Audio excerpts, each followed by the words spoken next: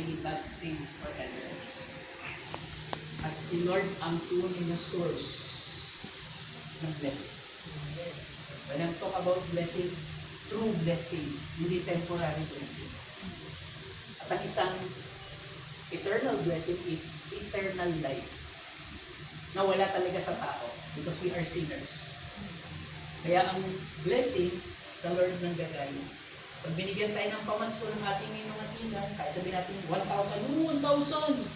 mamaya konti ubus na. Pero yung eternal, hindi siya mauubos because it's eternal.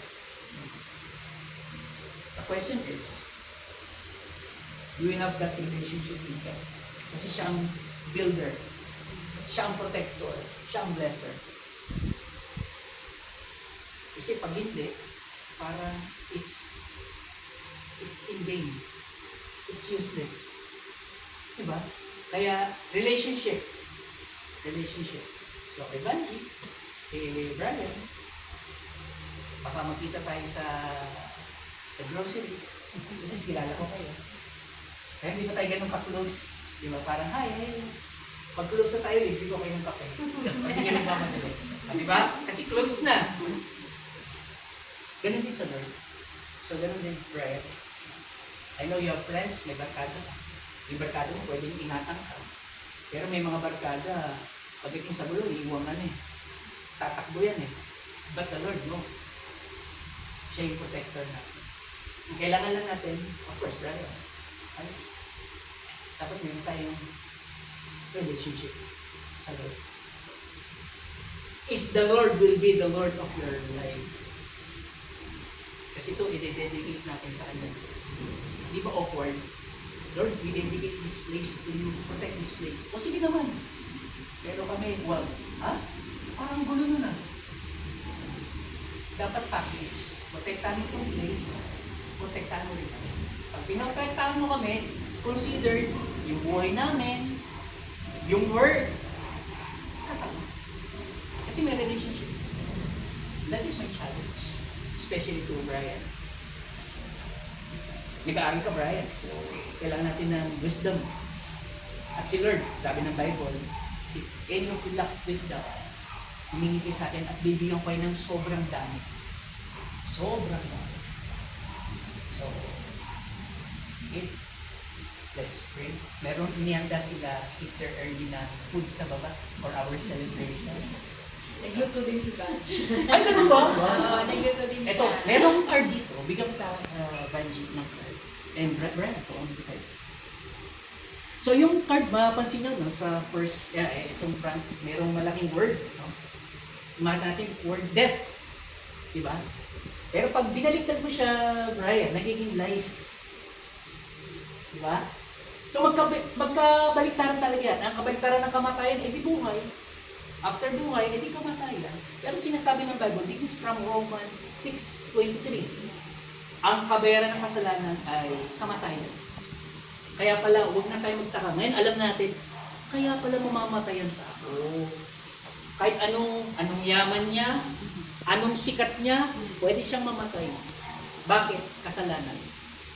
Pero ang Diyos, meron siyang kaloob, meron siyang gift, meron siyang regalo.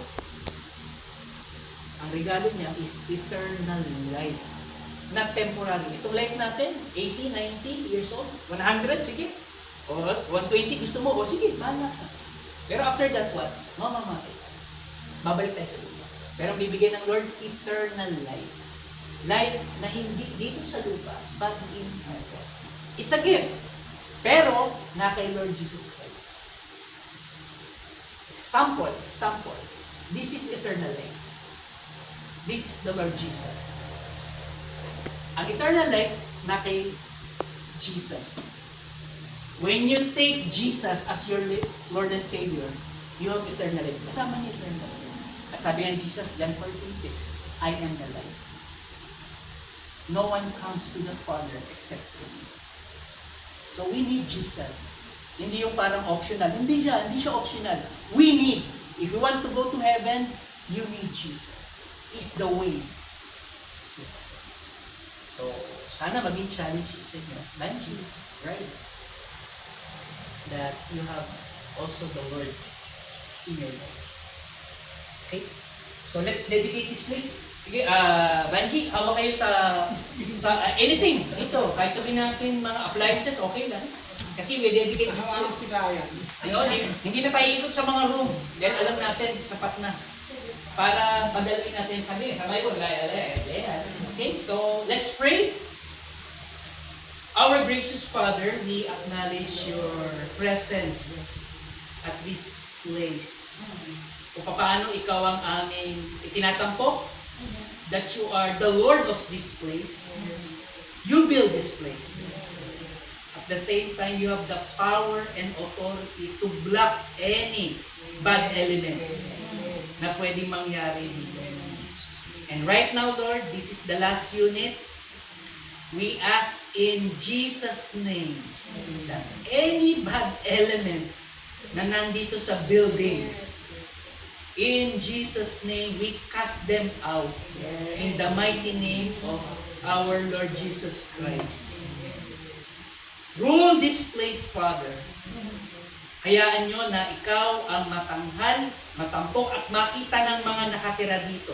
Itong sa 4 na unit that you owns this place. But allow them to open their lives to you. To receive the Lord Jesus Christ through faith para magkaroon din sila ng true relationship sa iyo. Right now, we ask blessing in this place. Sa pagpatong ng aming kamay, we lay our hands for your blessing, protection sa lugar na ito. And at the same time, sa nakatira, sa mag-ina, Evangie and Brian. Again, Lord, we ask, we plead that you be their Lord and Savior. Maraming salamat po sa buhay nila at nagpapasalamat din kami sa kindness ni Evangie na nag-prepare din siya na mapagsasaluhan po na. Again, we welcome you, Lord, in this place. Let be the one, ikaw ang magiging Diyos at tagapagligtas ng bahay na ito at maging ng buhay nilang mag-ina. Tanggapin niyo po ang aming pananalangin ng may pasasalamat sa dakilang pangalan lamang ng aming Panginoon Kristo. Ang lahat ay magsabi ng Amen. Congrats. Thank you, Brian. Thank you, Banji. Nagkasya kayo tayo.